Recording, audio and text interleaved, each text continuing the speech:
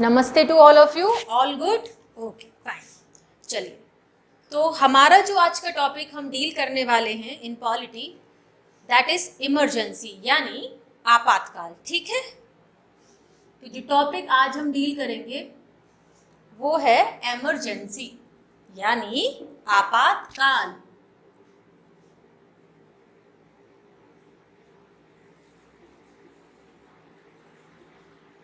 Emergency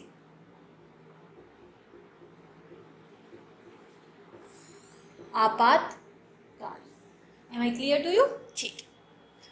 देखिए, emergency यानी आपातकाल, ये जो टॉपिक है इमरजेंसी का, आपातकाल का, it is very very important for your exam point of view. Emergency से क्वेश्चन आने की प्रबल संभावना रहती है, तो आपको इस टॉपिक को बहुत अच्छे से समझना है। ठीक है, इमरजेंसी छोटा सा टॉपिक है, मतलब छोटा तो नहीं, मतलब है 1 घंटे का, लेकिन आराम से समझेंगे हम, प्यार से इसको समझेंगे इमरजेंसी को। ठीक, चलिए, तो देखिए इमरजेंसी जो है यानी आपातकाल, सबसे पहला चीज आती है कि इमरजेंसी से, डायरेक्ट इमरजेंसी से क्वेश्चन आपसे क्या आ सकता है।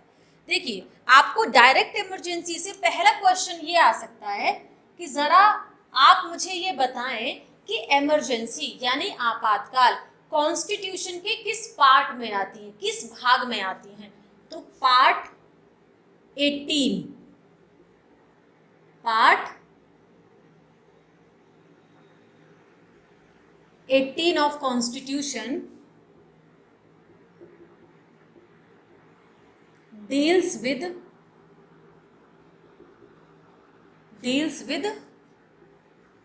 emergency. So this is a very very important question. Question किस प्रकार आएगा आपका कि पार्ट 18 जो है कॉन्स्टिट्यूशन का, वह किस बारे में बताता है, वह किस विषय में बताता है। तो आपके ऑप्शन इस प्रकार होंगे: official languages, emergency, centre state relation और सिटीजनशिप। ठीक है, सिटीजनशिप। तो आपका उत्तर क्या हो जाएगा, आपका आंसर क्या हो जाएगा? तो आपका आंसर हो जाएगा emergency. That means part 18 of the Indian constitution talks about emergency, deals with emergency. ठीक, अच्छा, अब सबसे दूसरी इंपॉर्टेंट चीज है कि इमरजेंसी होती कितने प्रकार की है। इमरजेंसी होती कितने प्रकार की हैं? What are the types of emergency? So there are 3 types of emergency. 3 प्रकार की इमरजेंसी होती हैं। पहली इमरजेंसी को हम कहते हैं बच्चों नेशनल इमरजेंसी।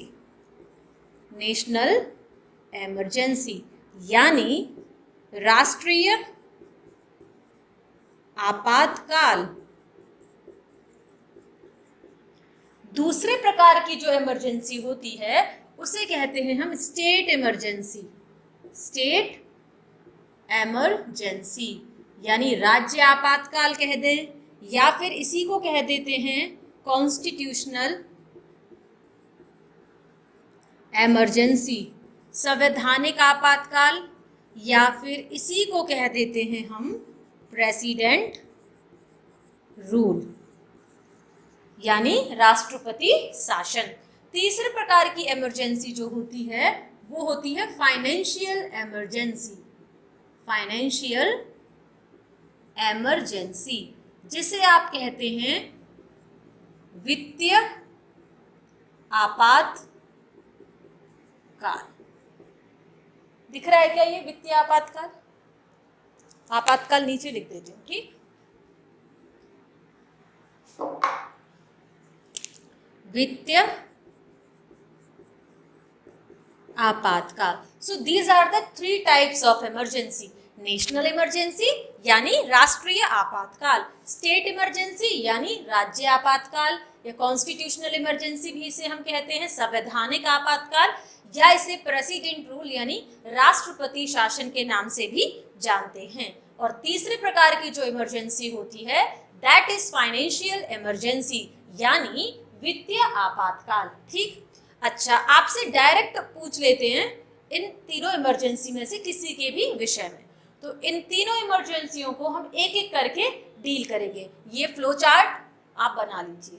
ठीक, कि भैया इमरजेंसी पार्ट 18 में आता है, there are 3 types of emergency in our constitution. The first one is said to be national emergency, the second one is said to be state emergency and the third one is said to be the financial emergency. ठीक है, चलिए तो एक एक करके अब deal करें. पहले नेशनल इमरजेंसी को पढ़ेंगे, फिर स्टेट इमरजेंसी को पढ़ेंगे और फिर फाइनेंशियल इमरजेंसी को हम पढ़ेंगे आराम से. ठीक, चलिए मिटा दो ये. ओके,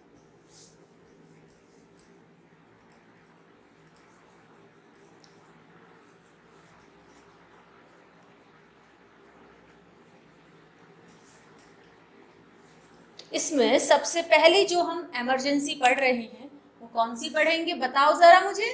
हाँ, national, the first kind of emergency we will talk about national emergency.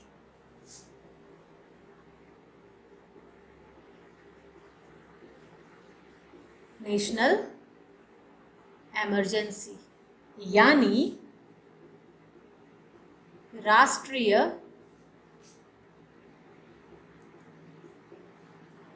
आपातकाल. ठीक, चलिए देखते हैं. सो सबसे पहला प्रश्न तो आपका यही बन जाता है नेशनल इमरजेंसी से कि बताओ नेशनल इमरजेंसी से संबंधित आर्टिकल कौन सा है. Which article is associated with national emergency. राष्ट्रीय आपातकाल से संबंध रखने वाला अनुच्छेद या आर्टिकल कौन सा है. तो बताओ जरा मुझे नेशनल इमरजेंसी किस आर्टिकल में आती है. आर्टिकल 352 में. तो यानी आर्टिकल 352. ऑप्शन कैसे, क्वेश्चन कैसे आएगा आपका कि article 352 talks about national emergency, financial emergency, state emergency या प्रेसिडेंट रूल. तो आप क्या टिक कर दोगे. नेशनल इमरजेंसी, राष्ट्रीय आपातकाल. ठीक, तो यानी आर्टिकल 352 में नेशनल इमरजेंसी आता है. अब बात आती है ग्राउंड्स. नेशनल इमरजेंसी किन आधारों पर लग सकती है, वो क्या आधार हैं, वो क्या ग्राउंड्स हैं, वो क्या बेस है जिसके आधार पर नेशनल इमरजेंसी को लगाया जाता है. So in our constitution there are 3 grounds. 3 आधार हैं, 3 ग्राउंड्स हैं जिन पर क्या लग सकती है, नेशनल इमरजेंसी लग सकती है. तो वो कौन कौन से 3 आधार हैं. सबसे पहला आधार है वॉर, युद्ध. External aggression,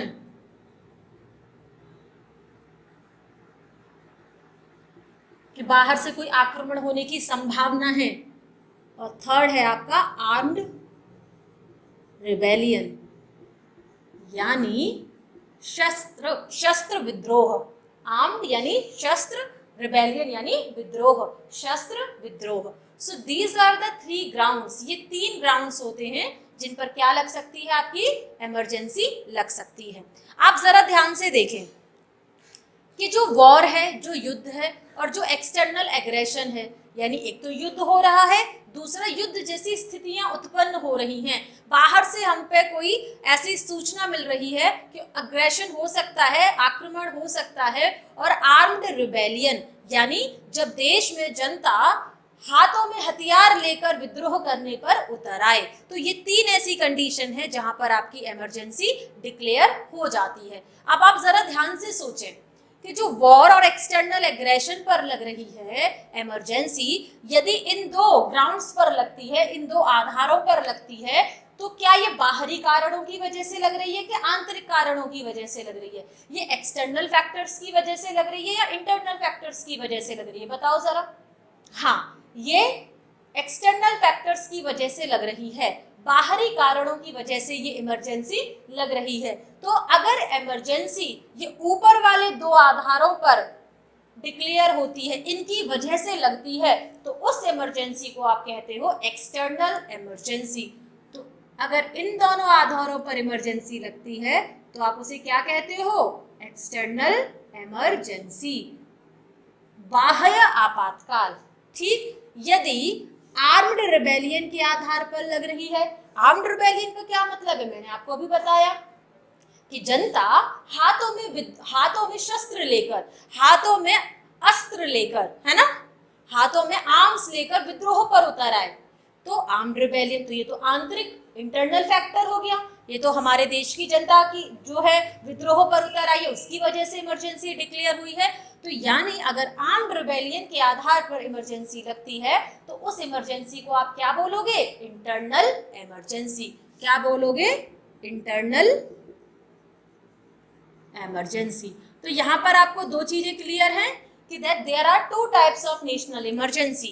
The first one is known as external emergency and the second one is known as internal emergency. External emergency बाह्य आपातकाल, इंटरनल इमरजेंसी आंतरिक आपातकाल। अगर वॉर और एक्सटर्नल एग्रेशन के आधार पर इमरजेंसी लगती है तो उसे एक्सटर्नल इमरजेंसी कहते हैं। आर्म्ड रिबेलियन शस्त्र विद्रोह के आधार पर अगर इमरजेंसी लगती है तो उसे इंटरनल इमरजेंसी के नाम से जाना जाता है। क्लियर है इतनी बात? अच्छा, अब यहाँ पर मैं जो लिखने वाली हूँ that is very very important, ठीक है। That is why I am making stars here, I am drawing this kind of star. ये मैं ये तारे टाइप के बना रही हूँ, ठीक। क्यों? पहले मैं लिख देती हूँ फिर मैं आपको एक्सप्लेन करती हूँ। देखिए, आर्म्ड रिबेलियन, ये जो तीसरा ग्राउंड है ना नेशनल इमरजेंसी को लगाने का, पहले ये आर्म्ड रिबेलियन नहीं था, पहले इसकी जगह कोई और ग्राउंड मेंशन था, कोई और आधार हुआ करता था, ठीक है। देखो, earlier in place of armed rebellion, armed rebellion की जगह पहले द थर्ड ग्राउंड, जो थर्ड ग्राउंड था was internal disturbance. Internal disturbance को हिंदी में आप कहते हैं आंतरिक अशांति, आंतरिक अशांति। So earlier in place of armed rebellion, पहले आर्म्ड रिबेलियन की जगह जो तीसरा ग्राउंड था वो क्या था बच्चों? इंटरनल डिस्टर्बेंस, आंतरिक अशांति था, ठीक है, ठीक है। सो आर्म्ड रिबेलियन, ये जो आर्म्ड रिबेलियन है as third ground, armed rebellion as third ground added later on, ये तो बाद में जोड़ा गया था, किसकी जगह पर? इंटरनल डिस्टर्बेंस की जगह पर, एडेड लेटर ऑन बाय। अब एक बात बताओ, आप इमरजेंसी में से जो तीसरा ग्राउंड था, जो पहले हुआ करता था इंटरनल डिस्टर्बेंस, आंतरिक अशांति, उसको हटा रहे हैं और कोई दूसरा शब्द वहां पर ला रहे हैं। वो शब्द आप क्या ला रहे हैं? Armed rebellion. तो आपको संविधान में संशोधन करना पड़ेगा या नहीं? आपको कॉन्स्टिट्यूशन के अंदर अमेंडमेंट करना पड़ेगा या नहीं? तो जी हाँ, बिल्कुल करना पड़ेगा। तो यही प्रश्न, तो कैसे, मतलब ये जो आर्म्ड रिबेलियन है ये किस अमेंडमेंट से जोड़ा गया? तो 44 कॉन्स्टिट्यूशनल अमेंडमेंट एक्ट 1978। सीएए का मतलब क्या है? कॉन्स्टिट्यूशनल अमेंडमेंट एक्ट, संवैधानिक संशोधन अधिनियम। तो यहीं से देखो, इसी लाइन से कितने क्वेश्चन बन गए आपके? 3 क्वेश्चन। क्या लिखा है मैंने? Earlier in place of armed rebellion the third ground was internal disturbance. Armed rebellion as a third ground added later on by 44th constitutional amendment act 1978। यानी यहाँ से आपके सीधे सीधे 3 प्रश्न आने की संभावना। कैसे? पहला तो प्रश्न ये हो सकता है कि बताओ संविधान में जब ओरिजिनली हमारा संविधान बना तो उसमें तीसरा ग्राउंड क्या था इमरजेंसी का? तो तीसरा ग्राउंड क्या था ओरिजिनल कॉन्स्टिट्यूशन में? इंटरनल डिस्टर्बेंस, आंतरिक अशांति, ठीक है। दूसरा प्रश्न, आंतरिक अशांति, इस आधार को हटाकर नया आधार क्या जोड़ा गया? तो आर्म्ड रिबेलियन जोड़ा गया, शस्त्र विद्रोह जोड़ा गया।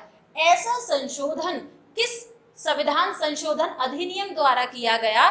तो यानी इंटरनल डिस्टर्बेंस को हटाकर उसकी जगह आर्म्ड रिबेलियन किस अमेंडमेंट से जोड़ा गया? तो 44 से जोड़ा गया।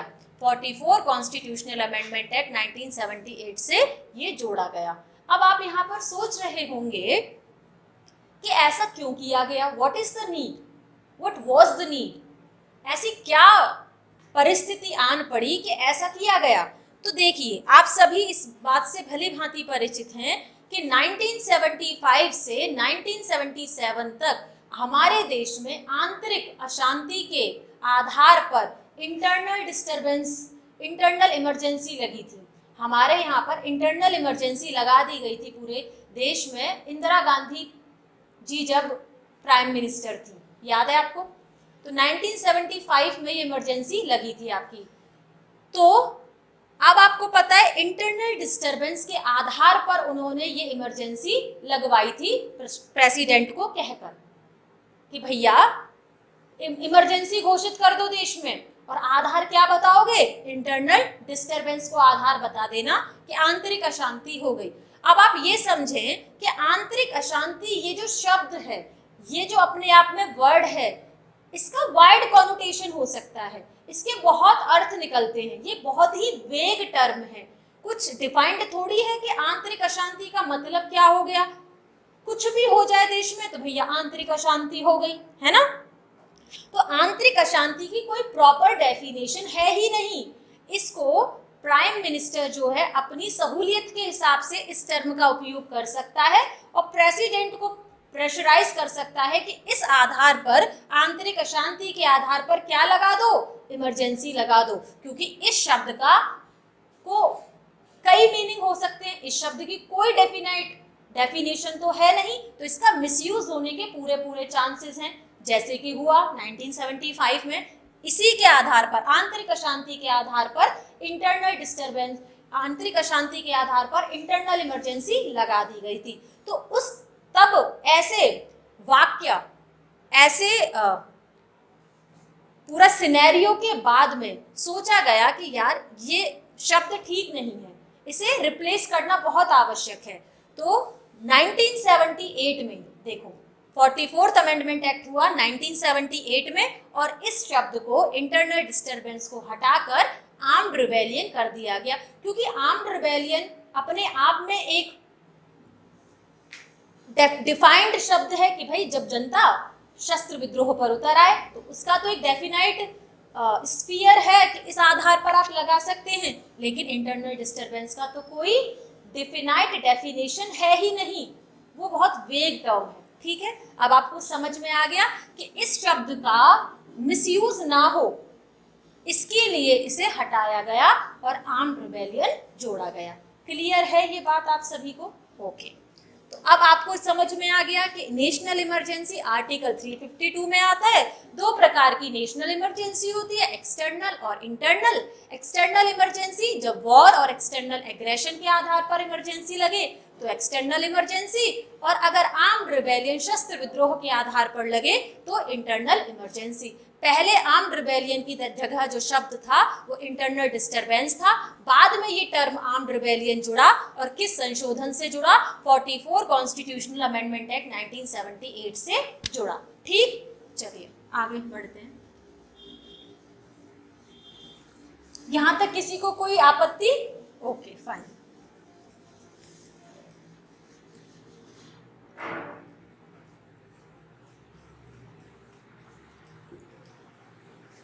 अब देखिए, अब बात आ गई कि चलो ठीक है, हम जान लिए कौन सा आर्टिकल है, हमने जान लिया किस आधार पर लगेगा इमरजेंसी। अब बात आती है प्रोक्लेम कौन करेगा कि इमरजेंसी देश में लग चुकी है, इसकी घोषणा कौन करेगा? तो इमरजेंसी यानी नेशनल इमरजेंसी ही पढ़ रहे हैं, तो प्रोक्लेम्ड बाय, प्रोक्लेम्ड बाय यानी घोषित की जाती है, घोषित की जाती है किसके द्वारा? बोलो, नेशनल इमरजेंसी कौन डिक्लेयर करेगा? By president. कौन करेगा? President. Only on the written recommendation of cabinet. अब यहां पर देखिए आप, प्रेसिडेंट ही घोषित करेगा किसको बच्चों? नेशनल इमरजेंसी को। किसके कहने पर? कैबिनेट के कहने पर। ओरल या written? Written. Do you understand this thing कि प्रेसिडेंट घोषित करेगा, लेकिन किसके रिटन रिकमेंडेशन पर, किसके लिखित सुझाव पर? कैबिनेट के। आपको पता है कि कहीं पर भी हमारे कॉन्स्टिट्यूशन में कैबिनेट को हिंदी में क्या बोलते हो आप? मंत्रिमंडल।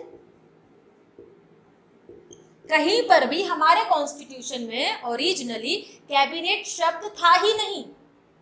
समझ रहे हैं आप? ये कैबिनेट शब्द बाद एक ही जगह प्रयोग हुआ है और वो है आर्टिकल 352 में, जहां पर ये कहा जाता है कि प्रेसिडेंट महोदया केवल और केवल मंत्रिमंडल यानी कैबिनेट की लिखित सुझाव पर ही, लिखित रिकमेंडेशन पर ही इमरजेंसी घोषित कर सकते हैं। ऐसा क्यों किया गया? वही रीजन है, जब हमारे देश में इंदिरा गांधी जी के पीरियड में इमरजेंसी लगी थी तो प्राइम मिनिस्टर थी उस समय इंदिरा गांधी, तो उन्होंने बिना कैबिनेट को कंसल्ट किए सीधा सीधा प्रेसिडेंट, क्योंकि तब ये टर्म ऐसा था नहीं, तब ये टर्म कैबिनेट हमारे आर्टिकल 352 में था ही नहीं, इवन कॉन्स्टिट्यूशन में ही नहीं था। तो उन्होंने सीधा जाके प्रेसिडेंट को बोला कि भाई आंतरिक अशांति के आधार पर देश में इमरजेंसी आपातकाल घोषित कर दो। घोषित होने के बाद में कैबिनेट को पता चलता है, ठीक है?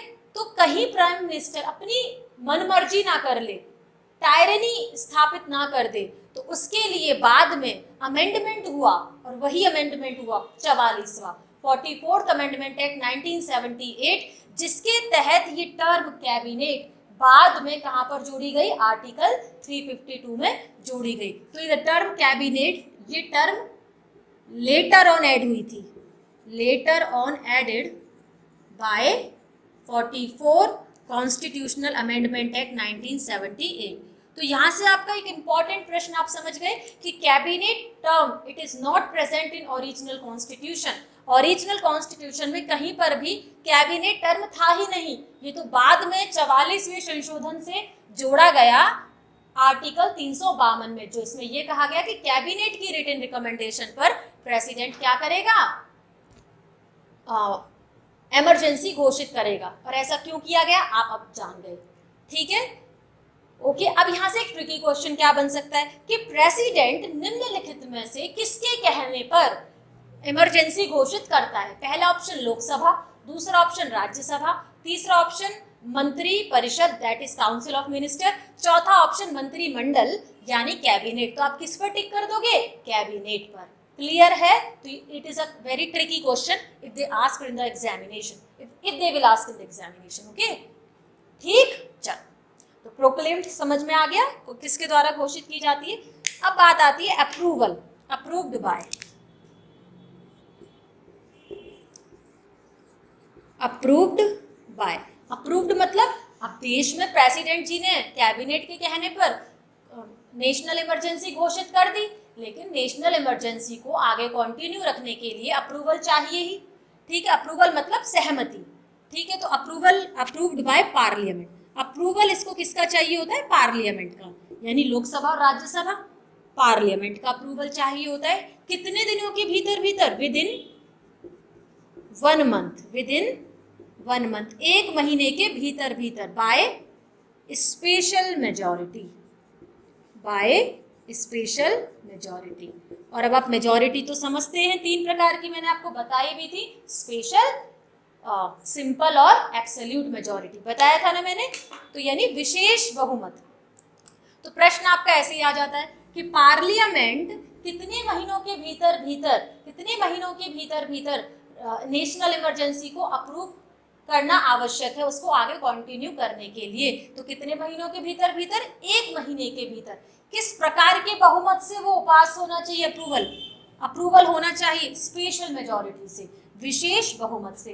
मान लीजिए आज प्रेसिडेंट ने नेशनल इमरजेंसी घोषित कर दी, तो आज से और अगली तारीख तक, यानी आज से 1 महीना काउंट किया जाएगा। तो इस बीच, इस समय के दौरान पार्लियामेंट को अप्रूवल देना जरूरी है। किसको? उस नेशनल इमरजेंसी को जो प्रेसिडेंट ने घोषित की है। और अप्रूवल कैसी मेजॉरिटी से मिलना चाहिए? स्पेशल मेजॉरिटी से मिलना चाहिए। इफ अप्रूव्ड बाय पार्लियामेंट, अगर नेशनल इमरजेंसी को पार्लियामेंट ने अप्रूव कर दिया, देन इट कंटिन्यू, तब ये कंटिन्यू रहेगी फॉर 6 मंथ, तब ये 6 महीने के लिए कंटिन्यू हो जाएगी। क्लियर है? तो अगर पार्लियामेंट ने अप्रूवल दे दिया नेशनल इमरजेंसी को, तो ये 6 महीने के लिए कंटिन्यू हो जाएगी। ठीक, अच्छा अब मान लो 6 महीने गुजर गए, 6 महीने हो गए, अभी भी देश में हालात सही नहीं है, या अभी भी हमें ऐसा लग रहा है कि इस नेशनल इमरजेंसी को बढ़ाया जाना चाहिए, तब क्या होगा? तो 6 महीने पूर्ण होने के पश्चात, 6 महीने के बाद पार्लियामेंट को फिर से अप्रूवल देना होगा, किसको? नेशनल इमरजेंसी को आगे बढ़ाने के लिए। ठीक है, और ऐसे 6 महीने करते करते हम नेशनल इमरजेंसी को असीमित समय, इनडेफिनेट टाइम के लिए एक्सटेंड कर सकते हैं। क्लियर है? ये लिखवाऊं क्या कि आप समझ गए कि भाई ऐसे 6 महीने करते करते नेशनल इमरजेंसी को इनडेफिनेट टाइम के लिए, असीमित समय के लिए एक्सटेंड किया जा सकता है। ठीक, अगर 6 महीने के बाद अगर हमें लग रहा है कि हमें और इमरजेंसी को बढ़ाना होगा, तो वापस से पार्लियामेंट का अप्रूवल चाहिए, और ऐसे अप्रूवल करते करते करते असीमित समय के लिए एक्सटेंड किया जा सकता है नेशनल इमरजेंसी को। ठीक, चलिए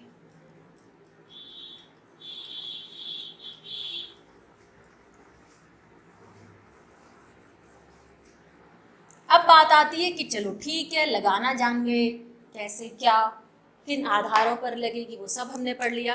अब रिवोकेशन, रिवोकेटेड बाय यानी हटाई जाती है, हटाई जाती है। ये इमरजेंसी किसके द्वारा हटाई जाएगी? प्रेसिडेंट के द्वारा। प्रेसिडेंट जब चाहे, जब उसे लगे कि हाँ सिचुएशन अंडर कंट्रोल हो गई है, तो प्रेसिडेंट उस इमरजेंसी को कभी भी हटा सकता है। मान लीजिए प्रेसिडेंट नहीं हटा रहा इमरजेंसी, तो फिर क्या विकल्प है हमारे पास? What is the option available for us? तो देखिए, एक तो ये कंडीशन है कि प्रेसिडेंट जब चाहे नेशनल इमरजेंसी को हटा सकता है। दूसरी कंडीशन है अ रिजोल्यूशन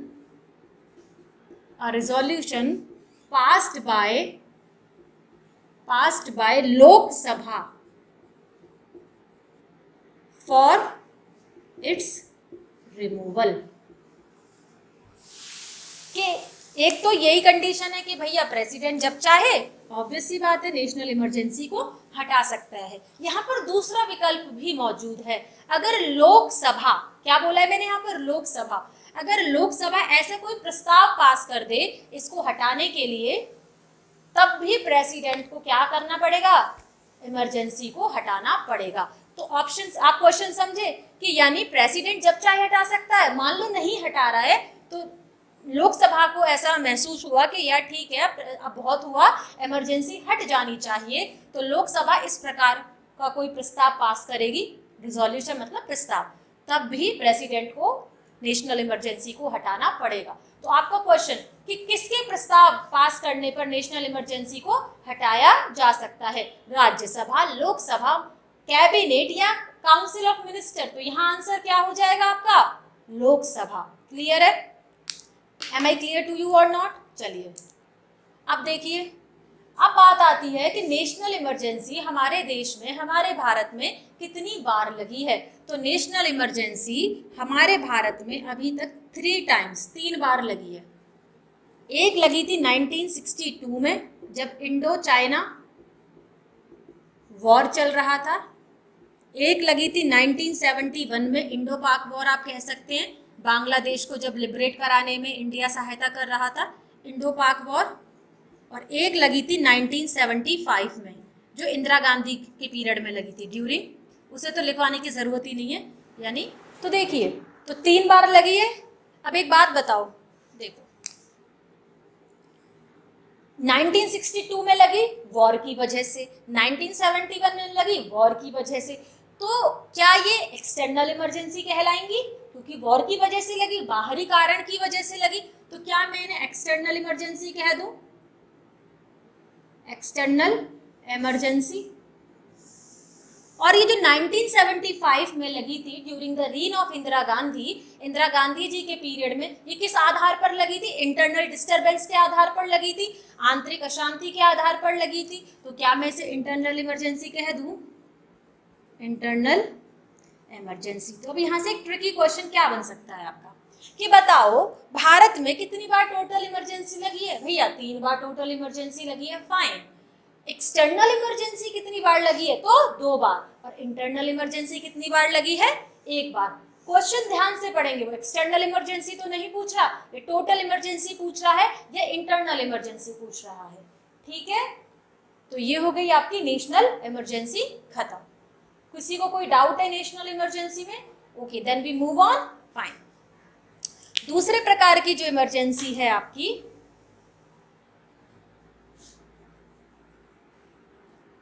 वो है स्टेट इमरजेंसी या कॉन्स्टिट्यूशनल इमरजेंसी, या जिसे हम क्या कहते हैं? President rule. ठीक,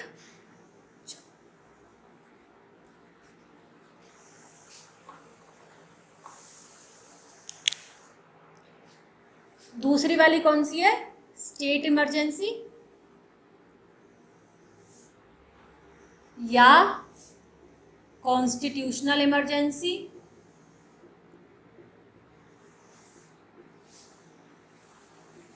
या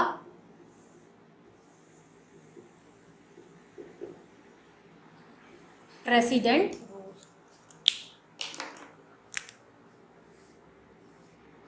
ठीक, इससे रिलेटेड 2 आर्टिकल्स हैं। इससे रिलेटेड कितने आर्टिकल, और आपको अभी पता चल जाएगा जब मैं पूरा एक्सप्लेन करूंगी कि इसके 3 नाम क्यों हैं। Why it is called state emergency, why it is called constitutional emergency and why it is called president rule. ठीक, सॉरी, चलिए। आर्टिकल 356 और 356 में जो लास्ट के 2 डिजिट है इनको इंटरचेंज करें जरा, क्या आएगा? 65 ना। एंड आर्टिकल 365 इससे रिलेटेड है, यानी ये जो इमरजेंसी है, राज्य आपातकाल या फिर कॉन्स्टिट्यूशनल इमरजेंसी या फिर प्रेसिडेंट रूल, इससे रिलेटेड हमारे 2 आर्टिकल है। 103, एक तो 356 और दूसरा 365। ठीक है, अब जानते हैं आधार, ग्राउंड। अब यहां से हमें एक चीज तो पता चल गई कि यार ये 356 के आधार पर लगती है और एक 365 के आधार पर लगती है। 356 में ऐसा क्या है जो ये इमरजेंसी लगती है और 365 में क्या है, तो देखते हैं। आर्टिकल 356 कहता है, यानी आर्टिकल 356 में कब लगेगी इमरजेंसी? इसके आधार पर, when constitutional machinery break down. ये थोड़ा सा टेक्निकल टर्म हो गया। कॉन्स्टिट्यूशनल मशीनरी टूट गई, संवैधानिक जो सिस्टम था वो टूट गया। यानी अगर संविधान किसी भी राज्य में, किसी भी स्टेट में संवैधानिक मशीनरी, संवैधानिक तंत्र टूट जाता है तो आर्टिकल 356 के आधार पर उसमें स्टेट इमरजेंसी या कॉन्स्टिट्यूशनल इमरजेंसी या प्रेसिडेंट रूल लग जाता है। अब देखो, सबसे पहले आप समझो कि कॉन्स्टिट्यूशनल मशीनरी टूटने का अर्थ होता क्या है। It is a very technical term, so I am going to make this term easier for you. ठीक, समझते हैं।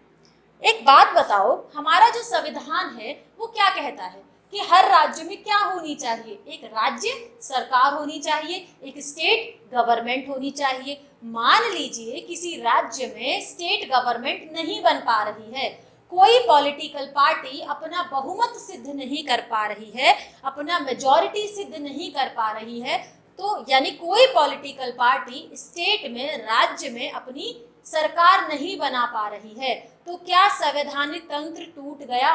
क्योंकि संविधान तो ये कहता है कि हर स्टेट में स्टेट गवर्नमेंट हो, और किसी स्टेट में स्टेट गवर्नमेंट बन ही नहीं पा रही है, सरकार बन ही नहीं पा रही है, कोई पॉलिटिकल पार्टी अपनी मेजॉरिटी साबित ही नहीं कर पा रही है। जैसे रिसेंट आपने महाराष्ट्र का केस देखा था। तो क्या संवैधानिक मशीनरी टूट गई? हाँ जी, बिल्कुल टूट गई, क्योंकि संविधान में तो ये स्टेट गवर्नमेंट होनी चाहिए। तो उस हालत में आर्टिकल 356 के तहत किसका रूल हो जाता है? प्रेसिडेंट का रूल हो जाता है। ठीक, तो यानी जब कोई भी पॉलिटिकल पार्टी राज्य में अपनी सरकार ना बना पा रही हो, तब आर्टिकल 356 के तहत क्या लग जाती है, स्टेट इमरजेंसी। अब आप ये तीनों का मतलब समझ गए होंगे कि यहाँ ये तीन नाम क्यों है इसका। स्टेट क्योंकि राज्यों में लगती है, कॉन्स्टिट्यूशनल इमरजेंसी क्योंकि संवैधानिक मशीनरी, संवैधानिक तंत्र के टूटने की वजह से लगती है, और क्योंकि इस इमरजेंसी में, स्टेट इमरजेंसी में राष्ट्रपति का शासन हो जाता है, राष्ट्रपति जो है वो रूल करते हैं, that is why it is known as president rule. Clear है ये? ओके। दूसरा क्या आर्टिकल है, आर्टिकल 365। आर्टिकल 365 के तहत स्टेट इमरजेंसी कब लगेगी, when state do not comply with centre, या i.e. Do not follow the directions, यानी निर्देश ऑफ सेंटर। आर्टिकल 365 में जब लगती है, जब राज्य केंद्र के निर्देशों का पालन नहीं करते हैं, जब राज्य केंद्र के, सेंटर के इंस्ट्रक्शंस का, डायरेक्शंस का पालन नहीं करते हैं। हालांकि हमारा जो संविधान है वो फेडरल है, संघीय व्यवस्था है, यानी एक नेशनल गवर्नमेंट होगी, यानी यूनियन गवर्नमेंट होगी, और दूसरी स्टेट गवर्नमेंट होगी, और दोनों को अपने अपने अधिकार क्षेत्र में पूरी पूरी पावर्स हैं। लेकिन फिर भी हमारे यहाँ पर सेंटर को स्ट्रांग रखा जाता है। क्यों? ताकि हमारा भारत इंटीग्रेट रह सके, एक रह सके, यूनाइट रह सके। ठीक है ना? क्योंकि अगर ऐसे स्टेट्स की मनमानी चलेगी तो ऐसा भी हो सकता है कि स्टेट अलग होने की डिमांड कर बैठे, फिर शासन तो हमारा भारत का विघटन होने के चांसेस उससे हो सकते हैं। आप देख रहे हैं कई स्टेट्स में डिमांड उठती है कि अलग हो जाए, तो ऐसा हम नहीं होने दे सकते। क्यों? क्योंकि हमें हमारे भारत को यूनाइट रखना है। तो भारत को यूनाइट रखने के लिए सेंटर का स्ट्रांग होना बहुत आवश्यक है। और मान लीजिए सेंटर के निर्देशों का पालन स्टेट नहीं कर रहे हैं, तो ये एक गड़बड़ संदेश है, तो तब भी क्या लग सकती है, स्टेट इमरजेंसी लग जाएगी, यदि कोई स्टेट सेंटर के निर्देशों का पालन नहीं कर रहा है। तो आर्टिकल 365 के तहत स्टेट इमरजेंसी लगेगी। जब कॉन्स्टिट्यूशनल मशीनरी टूट जाए किसी राज्य में, तो आर्टिकल 356 के तहत स्टेट इमरजेंसी लगती है। और जब राज्य सेंटर के निर्देशों का पालन नहीं कर रहा होता है, तो आर्टिकल 365 के तहत स्टेट इमरजेंसी लगती है। तो ग्राउंड्स आप समझ गए? ओके। अब बात करते हैं कौन लगाता है इसको। प्रोक्लेम्ड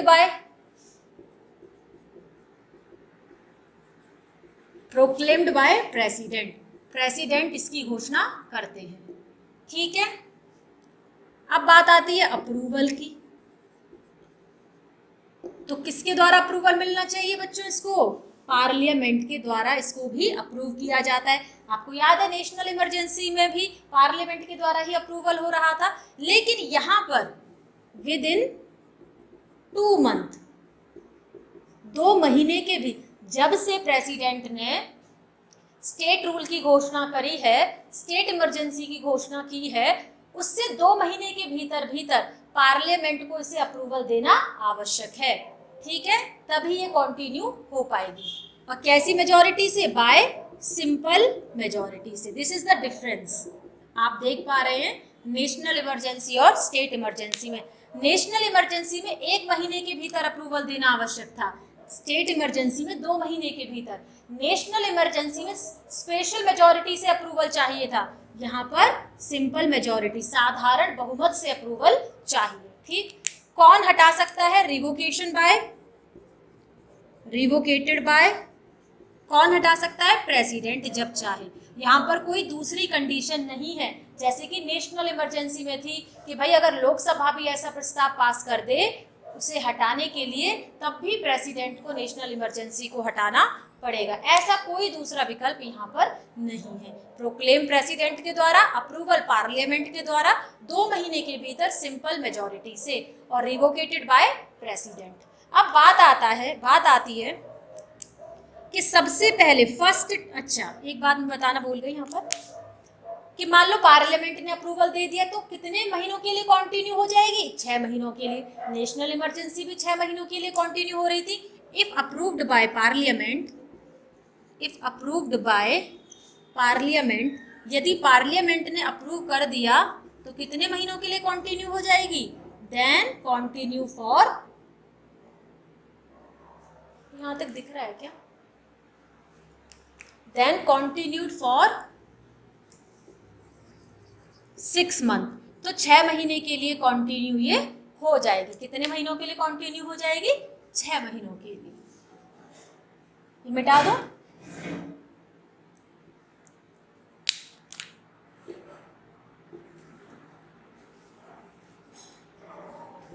लेकिन आपको याद है नेशनल इमरजेंसी को 6-6 महीने के हर अप्रूवल के बाद आप इंडेफिनिट टाइम के लिए एक्सटेंड कर सकते हैं, सीमित काल के लिए उसे बढ़ाया जा सकता है। लेकिन प्रेसिडेंट रूल को या कॉन्स्टिट्यूशन, प्रेसिडेंट रूल को केवल और केवल 3 साल के लिए, ज़्यादा से ज़्यादा मैक्स टू मैक्स 3 साल के लिए एक्सटेंड किया जा सकता है।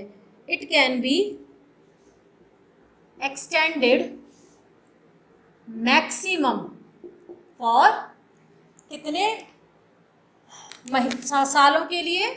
3 ईयर्स, 3 सालों के लिए।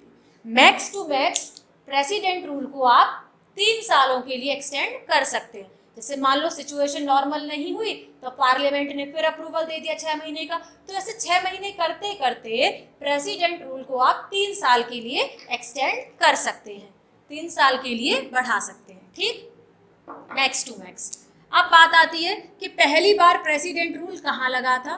तो फर्स्ट टाइम ये लगा था पंजाब में।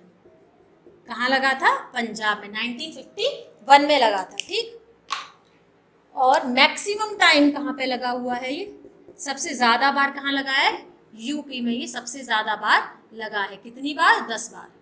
बिहार में 9 बार। ठीक है, तो सबसे पहले कहाँ लगा था? पंजाब में। और सबसे ज़्यादा बार कहाँ पे लगा है?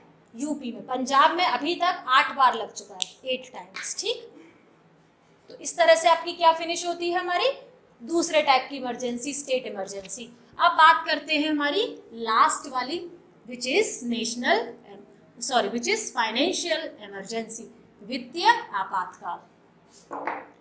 तीसरे प्रकार की जो आपकी इमरजेंसी है, थर्ड, क्या है वो?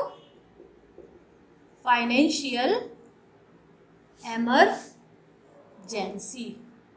यानी वित्तीय आपातकाल।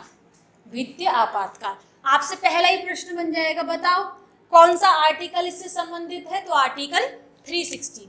आर्टिकल 360 किससे रिलेटेड है? फाइनेंशियल इमरजेंसी से रिलेटेड है।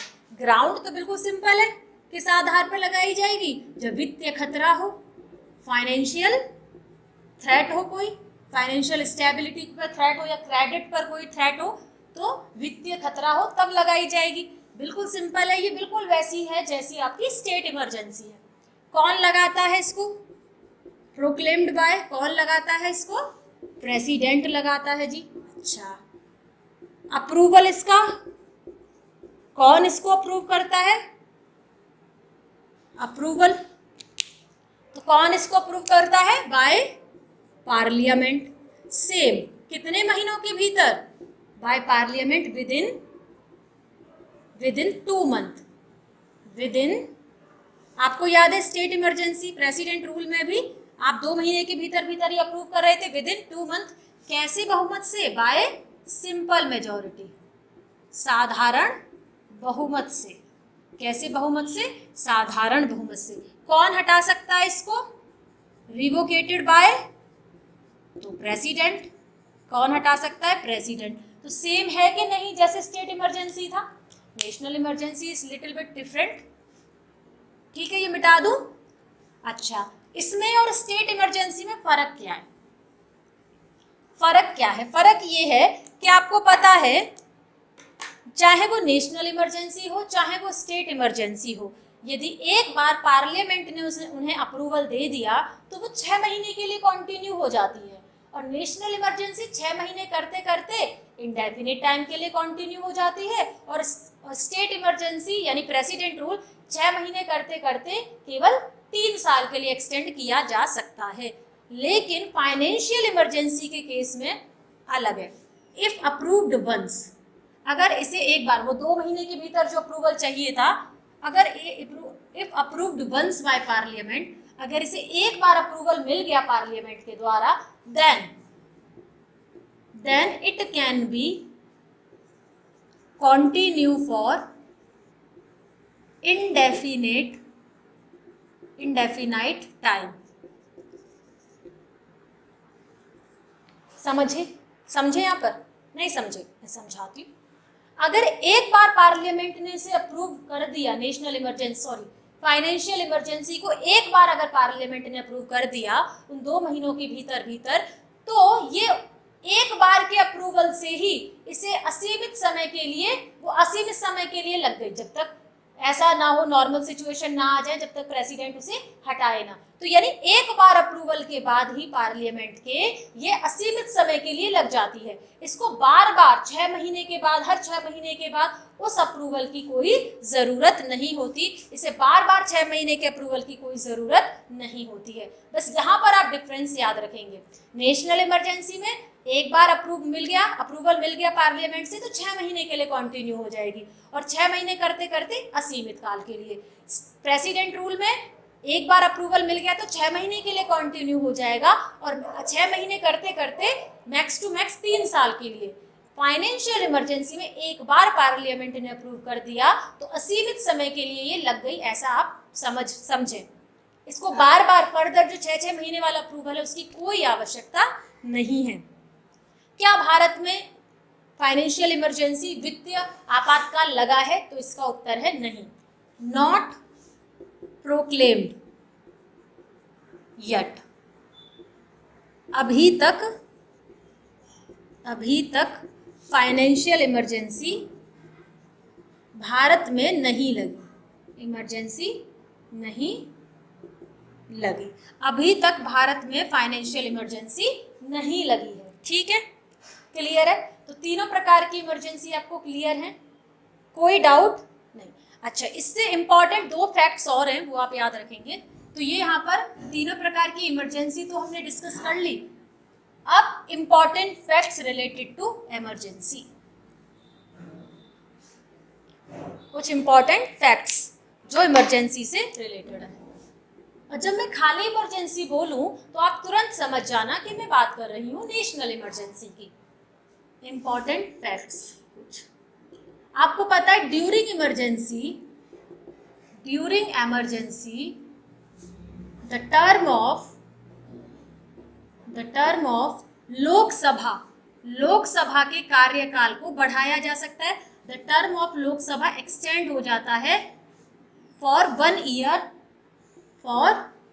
Year at one time. एक समय पर एक बार 1 साल के लिए इसे एक्सटेंड किया जा सकता है। जब मैंने आपको लोकसभा पढ़ाया था तब भी मैंने ये बात आपको बताई थी कि अगर देश में इमरजेंसी है तो लोकसभा के कार्यकाल को एक टाइम पर 1 साल के लिए बढ़ाया जा सकता है। क्या ऐसा हुआ है? जी हाँ, बिल्कुल ऐसा हुआ है। एग्जाम्पल है इसका 5th लोकसभा। आपको याद है इंदिरा गांधी जी ने जब इंटरनल इमरजेंसी डिक्लेयर कर दी थी तो 5th लोकसभा का जो टर्म था वो बढ़ा था। 1971 से ये 1977 तक रही थी। ठीक, अच्छा, और क्या इंपॉर्टेंट फैक्ट है? पहला तो ये याद रख लिया। अच्छा, दूसरा 2 इंपॉर्टेंट आर्टिकल है। एक है हमारा आर्टिकल 358। आर्टिकल 358 कहता है ड्यूरिंग इमरजेंसी आपातकाल के दौरान the article 19 of fundamental right, मौलिक अधिकारों का अनुच्छेद 19 फंडामेंटल राइट ऑटोमेटिकली सस्पेंड। पहले मैं दोनों आर्टिकल लिख देती हूँ, उसके बाद मैं आपको आगे ये बताती हूँ। ठीक है, मतलब इसे समझाती हूँ। और एक है आपका आर्टिकल 359 ये कहता है during emergency all fundamental rights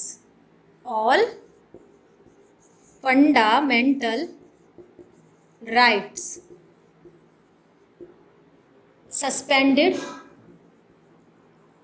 by president except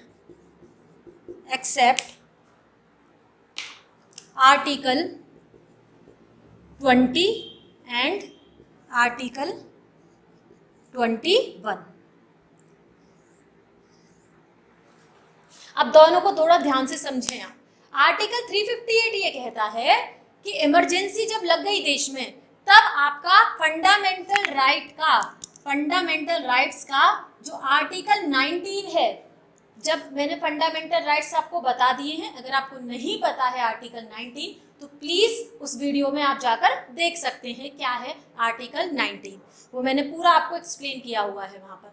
तो आर्टिकल 19 ऑटोमेटिकली सस्पेंड हो जाता है, यानी अगर देश में नेशनल इमरजेंसी लग गई है, देश में आपातकाल लग गया है, तो आप खुद समझ जाएं कि आपका कौन सा फंडामेंटल राइट, कौन सा मौलिक अधिकार आपसे छिन गया, आपसे ले लिया गया। तो कौन सा ले लिया गया?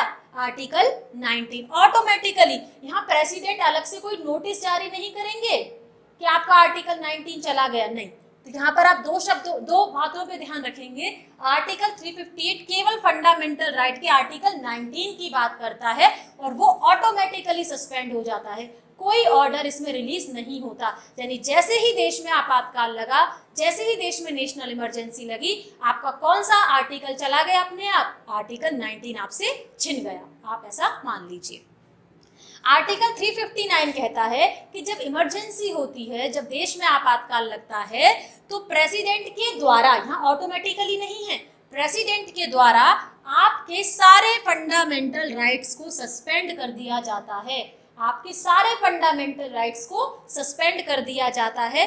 किन दो फंडामेंटल राइट्स को छोड़कर? 20 और 21 को छोड़कर। और ये आर्टिकल 20 क्या है, आर्टिकल 21 क्या है? तो ये फंडामेंटल राइट्स मैंने बताया हुआ है, वहां पर आप जाकर देखेंगे आर्टिकल 20 और आर्टिकल 21 को छोड़कर। तो यानी दोनों में हमें डिफरेंस क्या समझ में आया कि आर्टिकल 358 केवल आर्टिकल 19 के सस्पेंशन की बात करता है और वो भी ऑटोमेटिकली, और आर्टिकल 359 सारे फंडामेंटल राइट की सस्पेंशन की बात करता है। किसके द्वारा? राष्ट्रपति के ऑर्डर के द्वारा। राष्ट्रपति के ऑर्डर के द्वारा किन दो फंडामेंटल राइट्स को छोड़कर? आर्टिकल 20 और 21 को छोड़कर। तो ये बहुत ही फेमस क्वेश्चन है कि इमरजेंसी के दौरान कौन से फंडामेंटल राइट सस्पेंड नहीं होते हैं? तो आर्टिकल 20 और 21 सस्पेंड नहीं होते हैं। एक बात चलो और जान लो, ये जो आर्टिकल 19 जो खुद से जा रहा है, ये केवल एक्सटर्नल इमरजेंसी के केस में जाता है, इंटरनल के केस में ऐसा नहीं होता। तो ये जो है आर्टिकल 358 जो है, उसमें जो आर्टिकल 19 आपका छिन जाता है अपने आप, तो वो केवल एक्सटर्नल इमरजेंसी के आधार पर ऑटोमेटिकली सस्पेंड हो जाता है, इंटरनल में ऐसा नहीं होता। तो दोनों में आप फर्क समझ पाए। तो फेमस क्वेश्चन यही है इसमें कि इमरजेंसी के दौरान कौन से फंडामेंटल राइट आपके सस्पेंड नहीं हो सकते? आर्टिकल 20 और आर्टिकल 21। क्लियर है?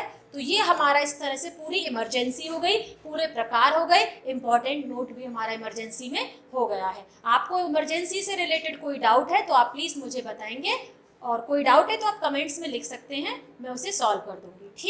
ठीक है, थैंक यू सो मच। आराम से रहें, पढ़ते रहें।